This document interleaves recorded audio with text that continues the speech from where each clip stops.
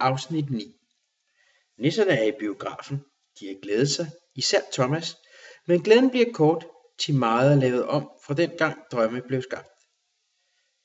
Der var alle farver på tankens palet i brug, men selve filmstrimlen var nødvendigvis i sort-hvid. Nu er der farver på lærredet, så det basker, men handlingen er sort-hvid. Må jeg straks tale med biografdirektøren? Forlangte hr. Krøjs rystet. Den unge dame i billetkontoret kiggede forundret på ham. Vil de tale med chefen? Spurgte hun. Ja, jeg vil tale med den ansvarlige, fortsatte den indignerede nisse. Hans kone holdt sig i baggrunden, hvor hun forsøgte at trøste den unge nisse. Men han er da ikke her, lå pigen. Vi er jo bare en del af en kæde. Chefen kommer ikke selv i biografen. Hun rystede på hovedet og lå videre. Det er det samme med tankstationer og forretninger og alt sådan noget. Det er også kæde, hvor den, der bestemmer, ikke er der. Jamen, hvem er der så? Nu var Krøjs forvirret. Det er vi da, forklarede pigen og tørrede lattertårerne væk med et kasseret forbudt for børns skilt.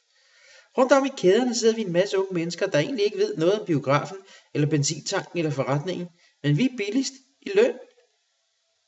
Det er derfor, vi sidder her. Det er helt rigtigt, unge dame. Der lød en stemme bag ved hr. Krøjs, der vendte sig og stod ansigt til ansigt med en herre iført sportsjakke, rullekravbukser og cigar. Er det dem, der ejer biografen? Spurgte nissen. Blandt andet. Jeg har også en vasketeriekæde. Jeg kom tilfældigvis forbi. Hvad kan jeg hjælpe med? Vil du klage over sæderne? Nej, sagde hr. Krøjs, over filmen. Folk blev jo både skudt og kom til skade, og lidt op, sagde direktøren tilfreds. Det er noget, der er salg i. Det er underholdning. Jamen, der kan da ikke være nogen, der bryder sig om at se på, at folk bliver mishandlet. Direktøren slog en latter op. Film er svaret på vores drømme, ikke sandt? Sagde han poetisk. Og det er, hvad de fleste mennesker drømmer om. Volden i samfundet bliver grovere og grovere, og filmen må skulle følge med, hvis den skal have en chance. Jamen, hvad med børnene? Udskød Jane fra baggrunden. Der siger du noget, sagde den store direktør, og stak for en sikkerheds skyld billetdamen par på tosken. Det har været et problem, men nu bliver det lovligt, så ungerne kan komme ind og juble med, når der ruller nogle hoveder. Det er da ikke godt af, protesterede hr. Krøjs. Det er der ingen, der har. Små slagmarker.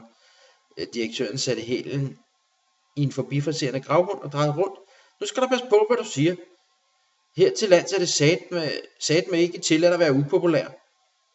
Undskyld, sagde Jane forsigtigt. Tæsk og maltraktering og død og ulykke. Hip hurra, det er inde. Det er underholdende. Og det løber rundt. Hvad fanden forlanger du mere?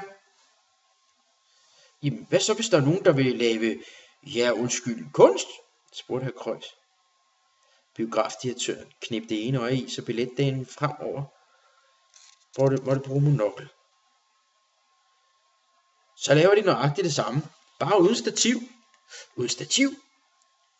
Nu var hr. Krøjs virkelig forundret. Ja, nikkede cigarholderen. De holder kameraet lidt uroligt og svinger lidt rundt med det, så får de også produktionsstøtte. Der er vist noget med, at hvis man kan se, at filmholdet har haft råd til at købe stativ, så kan de nok også klare sig uden støtte. De tre nisser flygtede ud i mørket, så de kun hørte lyden, da biografdirektøren kastede sin mor gennem en glasdør. Jeg nægter at sidde med den, jeg har kær, og frydes ved scener, hvor gråden er nær.